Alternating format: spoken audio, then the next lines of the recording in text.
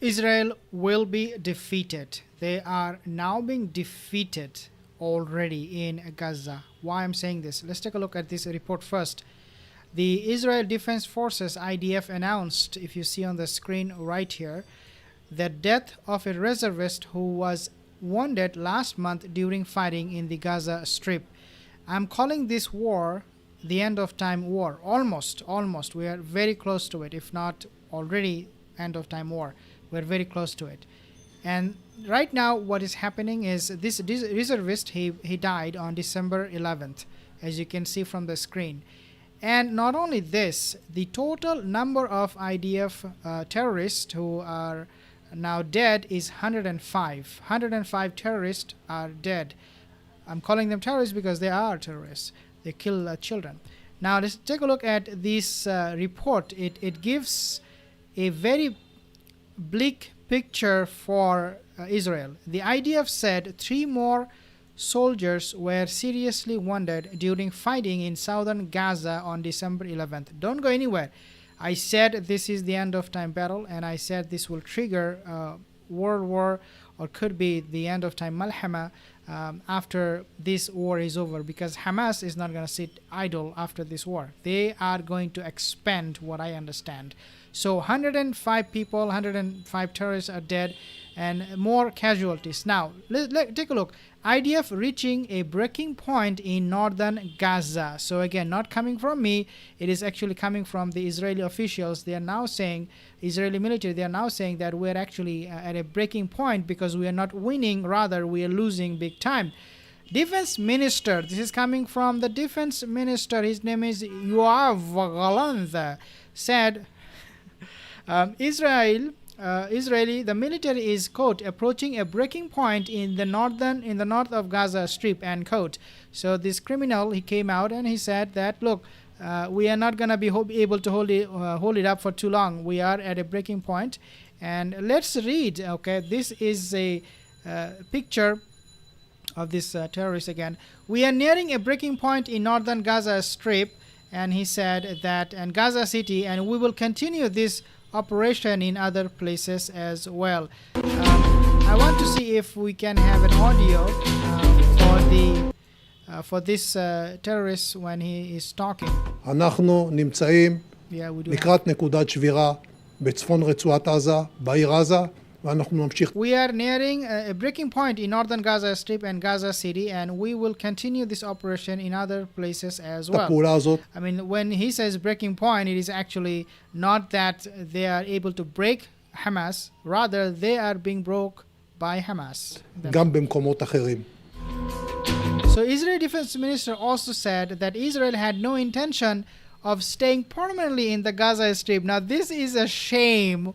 This is the biggest shame perhaps, because these people are now going to tuck their tail behind their back and run.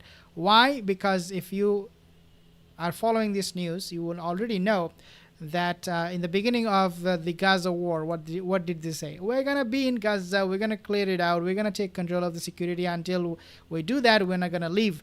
But now look at what they're saying. Well, we are actually not here permanently. We're just here for Hamas, and then we'll be gone, right? This is coming from a weak military force who are being already defeated, and they are saying we have no intention.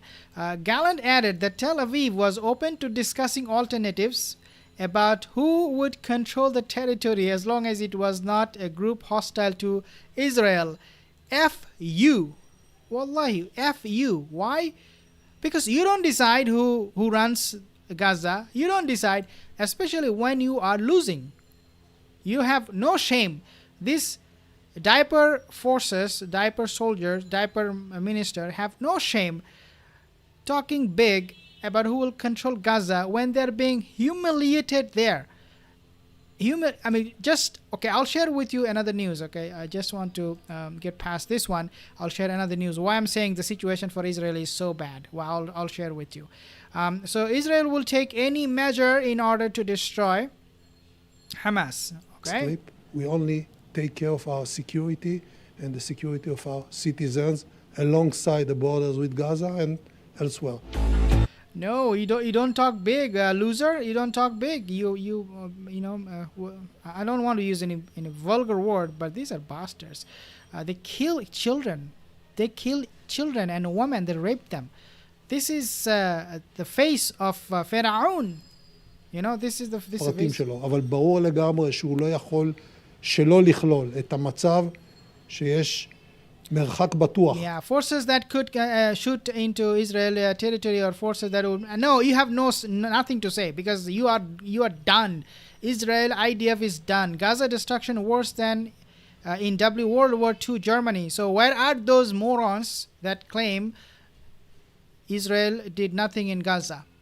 When there was a debate with Piers Morgan and this Rabbi Schmuck. He said, "Oh, we are not doing anything that what is his name, Churchill or somebody who did what he did with Germany. We are not doing that with Gaza. But this is worse than WW2 World War. We're comparing this Gaza genocide with World War, not with just any war, but World War." So let me actually share with you a news here, if I may.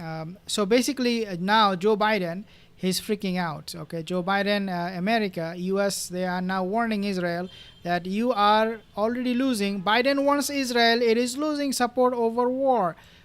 And the reason for that is because this war criminal, he doesn't listen to anybody, because Pharaoh, he said, "I am your Lord." So this is the attitude of this Pharaoh, this mini Pharaoh. His attitude is exactly like that. That I am the most high, I'm the most powerful. Who is going to defeat me? He doesn't even care about Joe Biden and America. But Joe Biden, he already knows that Israel has lost this war. When he says Israel is losing support over war, no, Israel already lost it, because the United Nations, there are 191 countries that voted, and majority, I think almost 100 countries voted for ceasefire. So no, most of the world, they know that these criminal activities cannot go on for too long and forever. And this is exactly what we're seeing, what Joe Biden is talking about. Faris Aizad, thank you. Assalamu alaikum from Malaysia. Wa alaikum salam, brother Faris. This is going to, now let's talk about the end of time war. We talk about the Malhama, the Mahdi war. What I understand, this is my understanding, I could be wrong, very, very subjective. After this war is over and Israel is defeated and Hamas has all the confidence to defeat any army in the world, because remember, IDF consists of UK, US, Germany, Canada, Australia. All of these countries' army, military, if you combine all of their strength together, you get IDF. Why? Because these countries, they help IDF directly with technology, intelligence sharing, money, anything, you name it, they give them. Once Hamas defeats, this war is over, they already defeated Israel, they are going to go after other enemy nation of the Muslims. And hopefully, I just hope and pray that the Muslim leaders will wake up, that Hamas is knocking on their doors, that you guys will be held accountable for remaining silent over this genocide. I hope Hamas will hold these Muslim countries accountable. I hope. I would not mind if they go to any Muslim country leader and tell them, invite them to Islam. I'm not asking for Muslims to fight with each other. No, wallahi, I don't want that. But Hamas is going to knock on many countries' door, because they were very, very brutally silent over this war. Hamas got no help whatsoever from any of these Muslim countries. So once they defeat, and they are defeating, today Israel lost 8 soldiers in matter of 12 hours. They're losing in Syria, they're losing in Lebanon, they're losing in Gaza, they're losing everywhere.